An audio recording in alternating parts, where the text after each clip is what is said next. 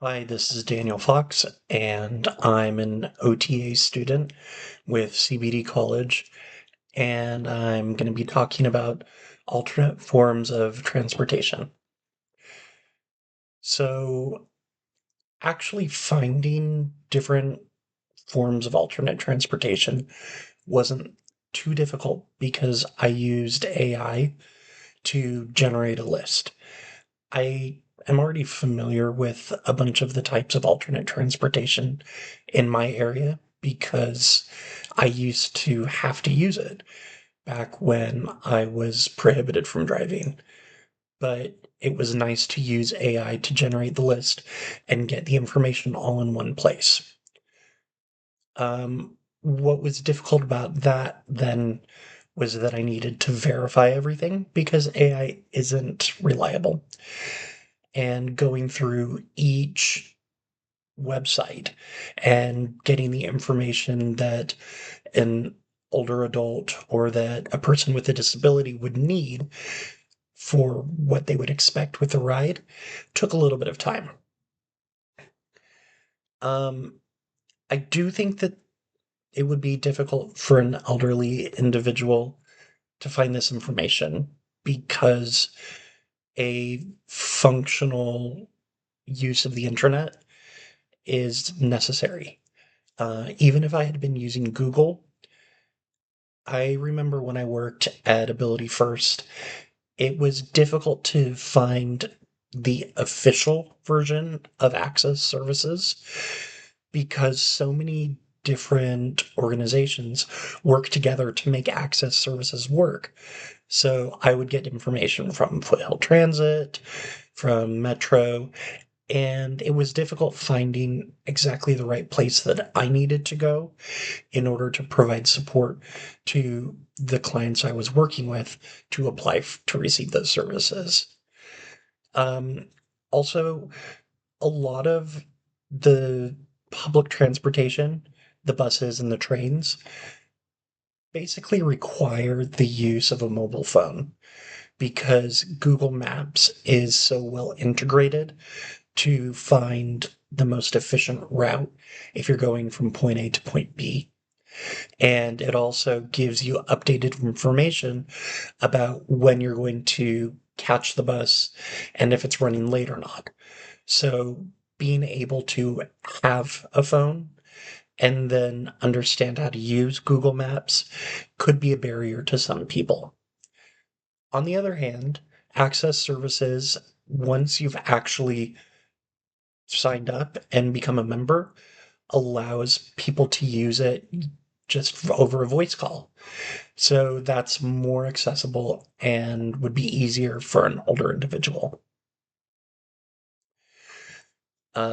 The most accessible transportation, I would say, is access services because when a person signs up with them, their information about what type of mobility device they have and their needs is stored in the system.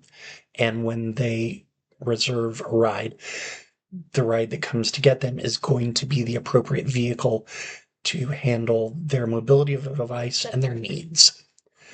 Um, it also allows people to make reservations and check on the status of the reservations with a simple voice call, which is a lot more accessible than requiring an app.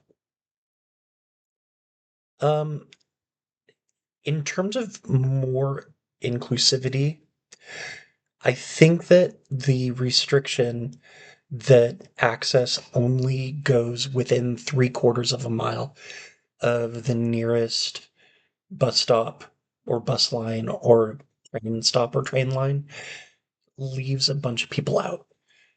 I'm fortunate that in Arcadia, I live a fifth of a mile away from the nearest bus stop, but much of Arcadia above Foothill Boulevard is up where buses don't go, and it's very hilly, so it would be difficult for an older individual or a person with a disability to go downhill in a safe, controlled manner because not only are they walking more than three-quarters of a mile, but they're going downhill, and a mobility device may not be safe for the type of incline.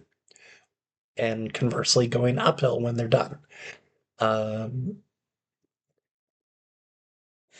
I Working with someone who is new to these services, I think that I would want to provide them with the options so that they don't have to do the actual research on their own, and give them general information about the options. And based on what they're interested in, I would work with them so that they're actually doing the clicking, they're doing the reading, while they investigate the detail about what they're interested in. And I could support them while they're signing up and figuring out how they can use the service. When it comes to using the service for the first time, ideally, I would like to be able to work supporting them for their initial ride or initial rides until they feel confident doing it on their own, in whatever way that they feel comfortable with. Whether that's helping them make the reservation, being there when the pickup comes, or even if they're doing, for example, a first ride on the bus, being there when the bus comes, hopping in my car, and driving to where they're getting off to make sure that they have a successful ride that way. Um, yeah. It was very illuminating looking at the details and the requirements for a lot of these services, and I learned a lot. Thank you.